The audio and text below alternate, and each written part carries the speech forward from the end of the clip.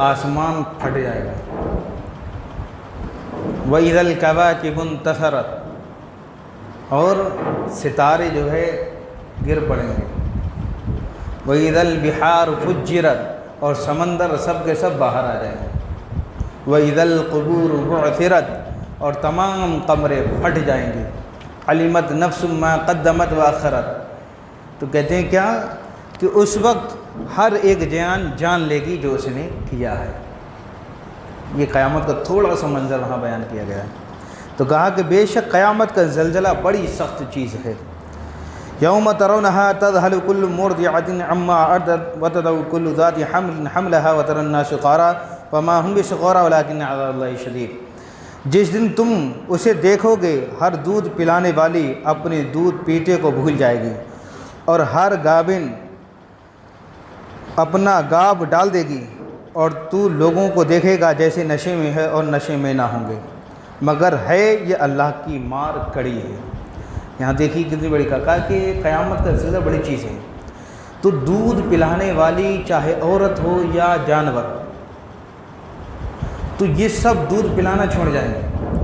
اگر گابن ہے یعنی بچے والی ہے تو وہ اپنا بچہ ڈال دے گی، اور ایسا لگے گا کہ سب نشے میں ہیں، مگر کوئی نشہ، حقیقت میں وہ نشہ نہیں ہوگا بلکہ یہ اللہ کی طرف سے کڑی مار ہوگی۔ وَمِنَ النَّاسِ مَن يُجَادِلُ فِي اللَّهِ بِغَيْرِ عِلْمٍ وَيَتَّبِعُ كُلَّ شَيْطَانٍ مَرِيدٍ، اور کچھ لوگ وہ ہیں کہ اللہ کے معاملے میں جھگڑتے ہیں بے جانے بے بوجھے، اور ہر سرکش شیطان کے پیچھے ہو لیتے ہیں، جس پر لکھ دیا گیا ہے کہ جو اس کی دوستی کرے گا تو یہ ضرور اسے گمراہ کر دے گا اور اسے عذاب دوزخ کی راہ بتائے گا۔ یعنی کچھ تو بلا وجہ جھگڑتے ہیں، جس کو میں بتا دوں دوسرے لفظوں میں سمجھاؤں کہ مسئلہ معلوم نہیں ہوتا ہے پھر بھی اسی کے پیچھے پڑے رہتے ہیں کہ نہیں ایسا ہے نہ ایسا ہے۔ ارے نہیں معلوم ہے بھیا تو اس کے پیچھے کیوں پڑتے ہو؟ کسی عالم سے رابطہ کرو، کسی مفتی سے رابطہ کرو۔ نہیں معلوم ہوگا تو بھی نہیں ایسا ہے نا، ایسا نہیں ایسا ہے، تو کیوں جھگڑتے ہو؟ شیطان تو یہ چاہتا ہے کہ تم آپس میں جھگڑے کرو۔ جیسا کہ آج ہی مجھے ایک خبر ملی، تازہ خبر، کسی نے کہا کہ روزوں کا 25 کلو اناج دے دو، اب روزے مر رکھو چلے گا۔ 25 کلو اناج دے دو اور روزے نہ رکھو چلے گا، وہ تمہارے روزوں کا فارغ ہو گیا۔ اب تم یہ بتائیے، اب اسی پہ جھگڑا کریں تو یہ ہوا کہ شیطانی حرکت ہوئی کہ نہ ہوئی؟ یہ مسئلے بتانے والا اس کا کون سا باپ ہے جس نے اسے بتا دیا مسئلہ؟ یار غصہ آنے والی بات ہے۔ جس میں طاقت ہے، ہمت ہے، اسے روزہ رکھنا چاہیے۔ جو بیمار ہے، ضعیف ہے، روزہ نہیں رکھ سکتا، اب 80-90 سال کا ہے یا اتنا کمزور ہے کہ اگر روزہ اس نے رکھا تو 12 بجے تک وہ ٹپک جائے گا، تو ان لوگوں کے لیے سہولتیں دی گئی ہیں، نہ کہ وہ ہٹا گٹا ہے اور 25 کلو اناج دے کر کے چھٹکارا پا لے۔ سرکار فرماتے ہیں کہ روزے کا بدل، ایک رمضان کے ایک روزہ نہ رکھنا، اگر تم اس کا بدل لے کر آؤ تو پوری دنیا کا ساری کی ساری دولت ایک پلے میں رکھ دو اور ایک پلے میں روزہ رمضان کا روزہ رکھ دو، تب بھی یہ دولت جو ہے اس کا مقابلہ نہیں کر سکتی۔ ایسی چیزوں کے پیچھے جھگڑو گے تو یہی ہے کہ اللہ کی حکم میں، اس کی شریعت میں کیوں جھگڑتے ہو بغیر کسی بدلے کے؟ یا ایھا الناس ان کنتم فی ریب من البعث فإنا خلقناکم من تراب ثم من نطفة ثم من علقة ثم من مضغة مخلقة۔ اے لوگو، اگر تمہیں قیامت کے دن جینے میں کچھ شک ہے، یعنی قیامت کے دن اٹھنے میں اگر تمہیں شک ہو تو دیکھو کیا کہتا ہے قرآن، کچھ شک ہو تو یہ غور کرو کہ ہم نے تمہیں پیدا کیا ہے مٹی سے۔ کس سے پیدا کیا ہے؟ مٹی سے۔ ہماری پیدائش مٹی سے ہے، پھر پانی کی بوند سے، مٹی پھر پانی کی بوند، پھر خون کی پھٹک سے، پانی کی بوند ہوتا ہے پھر لوتھڑا بنتا ہے کہ نہیں بنتا ہے، تو کہتے ہیں خون کی پھٹک سے، پھر گوشت کی بوٹی سے، پھر گوشت کا لوتھڑا بن جاتا ہے،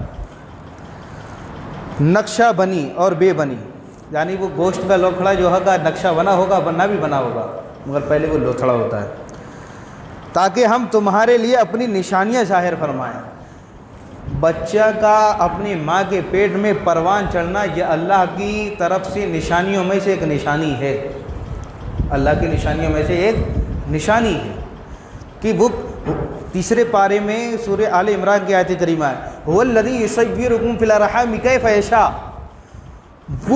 وہ رب ہے کہ جیسے چاہتا ہے ماں کے رحموں میں بچوں کی صورتوں کو پیدا کرتا ہے، وہ جیسے چاہتا ہے۔ تو کہا کہ اللہ کی نشانیوں میں سے ایک نشانی ہے یہ کہ بچہ کیسے ماں کے پیٹ میں لوتھڑا ہوتا ہے، لوٹتے سے کیسا ہوتا ہے، مٹی، بون، خون کا پکڑا، یہ سب بنتا ہے۔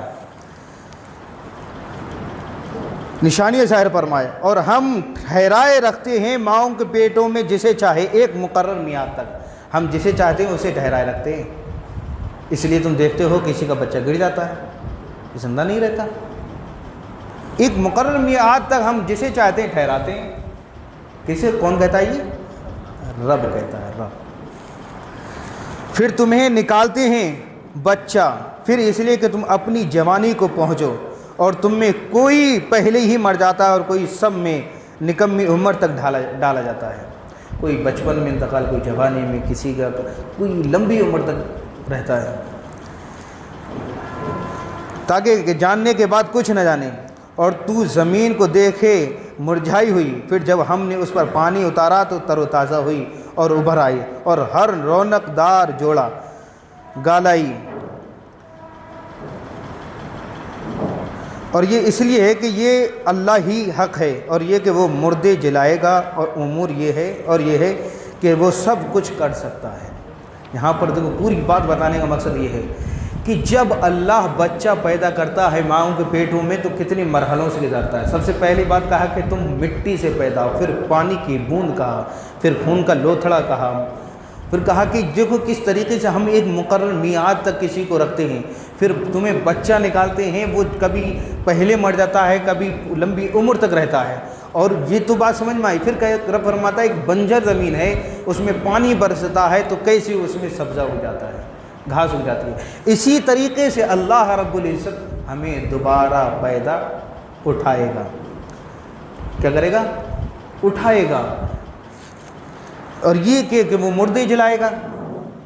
اور یہی تو ہمارا ایمان ہے کہ جب ہم کچھ نہ تھے تب اس نے ہمیں پیدا کیا ہے، اور ہماری نشانی کے لیے یہ چیزیں ہمیں ظاہر فرما دی ہیں۔ قرآن میں کئی جگہ، 2 جگہ تو مجھے یاد ہے، وَإِذْ قَالَ إِبْرَاهِيمُ رَبِّ أَرِنِي كَيْفَ تُحْيِي الْمَوْتَى، حضرت ابراہیم عرض کی مولا کریم تو مردوں کو کیسے زندہ کرے گا؟ تیسرے پارے میں تو کہا 4 پرندے لو، چاروں کو ذبح کرو اور 4 پہاڑوں پہ رکھ دو، ان کی بوٹی آپس میں ملا کر کے 4 پہاڑوں پہ رکھ دو، پھر ہر پرندے کو اس کے نام سے پکارو، وہ تمہاری طرف دوڑا ہوا چلا آئے گا۔ کہا مجھے یقین ہے لیکن دل کی تسلی چاہتا ہوں۔ تو انہوں نے ٹکڑے کیے اور پہاڑوں پہ رکھ دیے، تو ہر ایک پرندے کا نام لے کر کے پکارا، اس کی بوٹیاں اکٹھی ہوئیں اور وہ اڑتا ہوا چلا آیا۔ کیا چلا ہے؟ اڑتا ہوا چلا۔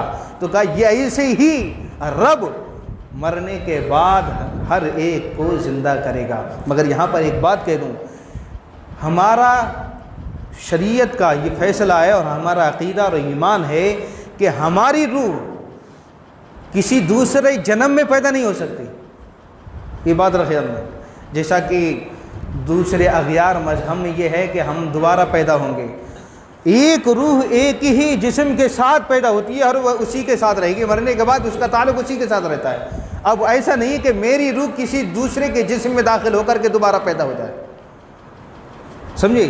مرنے کے بعد اٹھنے کا مقصد یہ ہے کہ ہمارا حساب و کتاب ہوگا، اس کے بعد کون جنت میں رہے گا، کون دوزخ میں رہے گا، یہ حساب ہونا ضروری ہے۔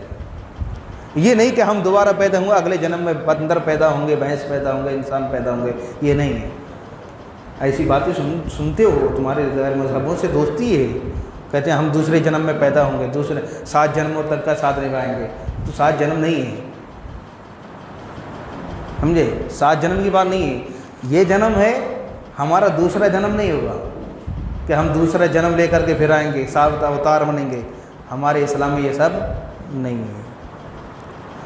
ہم ابھی زندہ ہیں، پھر انتقال کریں گے، اس کے بعد جو ہے ہمارا حساب و کتاب ہوگا، کون جنت میں رہے گا، کون دوزخ میں۔ اور کیسے وہ رب وعدہ فرمائے گا، اس کی مثال یہ دے دی کہ بارش ہوتی ہے تو کیسے سبزہ اگ جاتا ہے، گھاس اگ جاتی ہے، جبکہ وہ